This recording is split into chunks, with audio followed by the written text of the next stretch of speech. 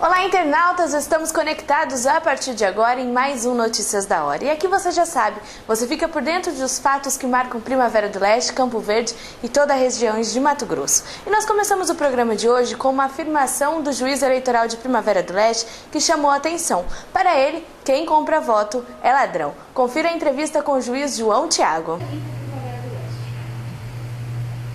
Agora, passados os primeiros dias dos registros, né, foram publicados os editais, tivemos algumas impugnações. No total, alguma coisa em torno de 350 pedidos de registro de candidatura. Ou seja, 350 pessoas, entre candidatos a vereador e a prefeito, se inscreveram para participar das eleições de 2012, nos 3 municípios que compõem a 40ª zona. Esses processos estão todos tramitando. A maioria deles está chegando já no momento de ser julgados.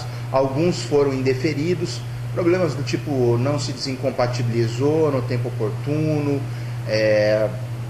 A gente teve algumas impugnações a respeito de analfabetismo também, mas que se revelaram infundadas. A gente não teve problema nenhum de analfabetismo nesse ano, nessa zona eleitoral. Tivemos uma impugnação também relativa à lei da ficha limpa.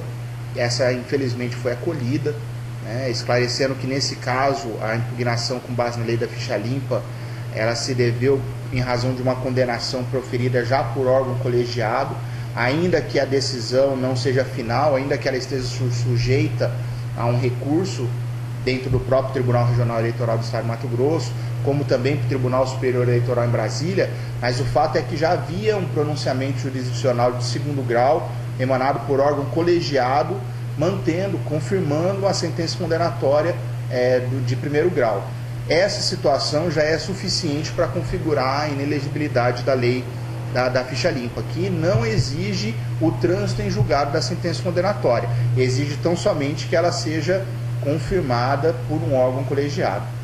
O fato é que, tirando esses pequenos obstáculos, foram poucos proporcionalmente ao número de candidatos. Nós estamos tendo muito trabalho, mas as coisas têm caminhado de forma bastante produtiva. Como tem sido aí a questão da substituição de candidatos, que gera muitas dúvidas?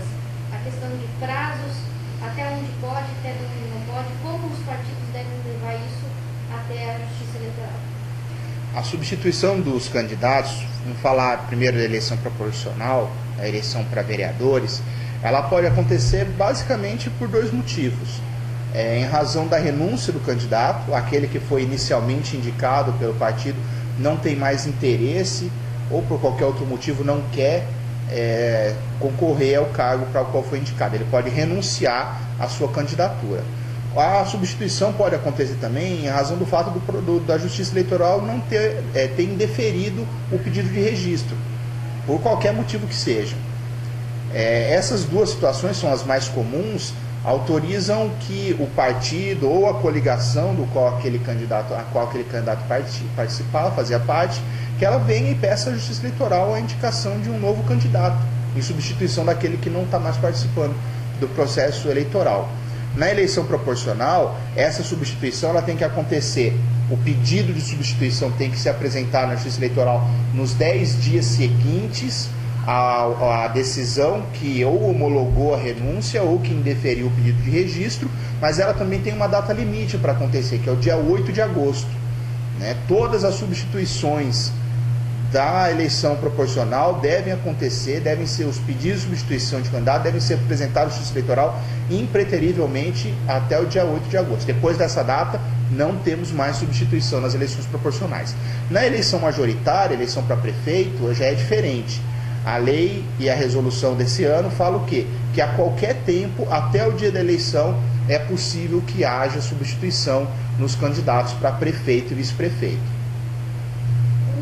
Saiu uma notícia na última semana sobre registros no TRE a respeito de algumas denúncias quanto a abuso de poder nas campanhas e propaganda irregular. Isso tem acontecido em Primavera também, denúncias nesse sentido? Não. A gente até recebeu duas denúncias anônimas encaminhadas pelo site do Tribunal Regional Eleitoral, informando possíveis irregularidades no município de Poxoréu. Algumas diligências preliminares foram realizadas e aquelas informações não se confirmaram, né? Ou porque os fatos narrados não aconteceram, ou porque os fatos aconteceram, mas não constituíam uma irregularidade, não se configuravam em qualquer ato irregular que merecesse repreensão e investigação mais aprofundada da Justiça Eleitoral.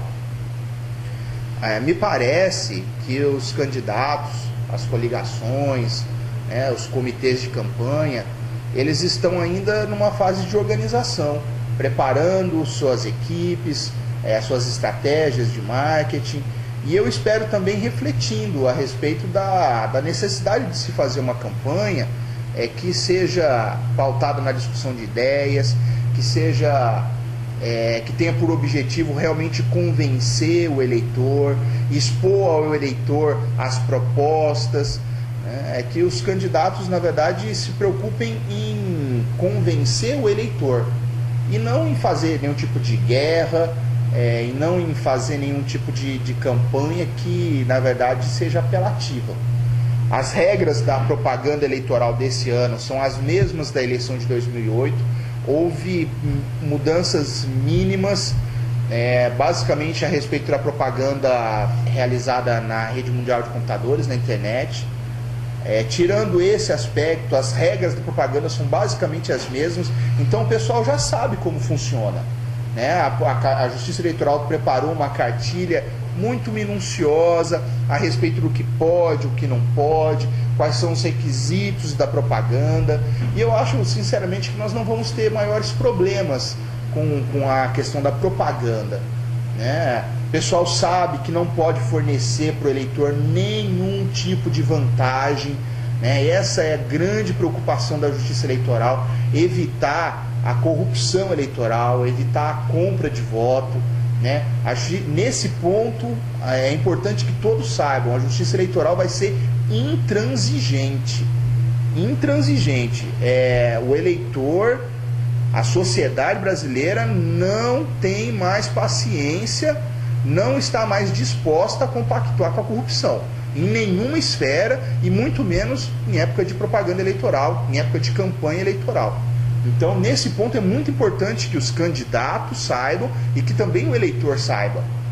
Aquele que compra voto é ladrão, está roubando do cidadão o direito de escolher quem vai lhe governar. E aquele que vende voto é tão criminoso quanto aquele que compra.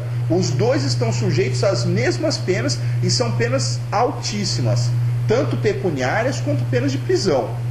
Então a Justiça Eleitoral se preocupa sim com vários aspectos da eleição, né, com a logística do dia da eleição, se preocupa com a regularidade dos processos, se preocupa com a propaganda para que ela não seja abusiva, para que ela não seja realizada de forma irregular, mas a grande preocupação da Justiça Eleitoral é com a corrupção eleitoral, né? Isso é inadmissível. A Justiça Eleitoral está imbuída do propósito de convencer o eleitor a votar de forma consciente, a escolher os seus candidatos com base nas suas propostas, com base naquilo que eles tenham realmente de bom a oferecer para a comunidade, e comprometida, a Justiça Eleitoral, o Ministério Público Eleitoral, comprometidos em coibir todas as formas de corrupção eleitoral. Então, fica o meu recado para os partidos, coligações e eleitores: não caiam na armadilha da corrupção eleitoral. Não se permitam seduzir pela compra de voto. Nada de distribuir vantagens ao eleitor, de nenhum tipo, desde chaveirinho, caneta, camiseta, até cesta básica, carne, festa, churrasco, nem pagar conta de eleitor em comitê eleitoral.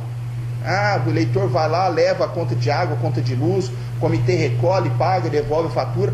Todas essas formas de transferir qualquer tipo de vantagem patrimonial para o eleitor, e isso importa em corrupção eleitoral. E isso a Justiça Eleitoral não vai admitir. A Polícia Rodoviária Federal de Primavera do Leste recuperou um veículo que havia sido roubado no começo de julho em Goiás. A Polícia Rodoviária Federal de Primavera do Leste, na manhã de terça-feira, durante fiscalização de rotina, interceptou um veículo que havia sido furtado no estado de Goiás. A apreensão aconteceu na base da PRF, localizada na BR-070. Dentro do veículo estavam o condutor Fernando Conceição, de 29 anos, e o passageiro Reginaldo Gomes dos Santos, de 49 anos. O condutor do veículo disse à polícia que havia comprado o carro e não sabia que se tratava de produto roubado. Mais informações você tem a qualquer instante aqui no Clique F5, mas continue navegando no nosso site, aproveite para conferir a agenda e ficar por dentro de eventos de Primavera do Leste e também de Campo Verde e para ouvir as músicas da Rádio F5. Muito obrigada e até amanhã!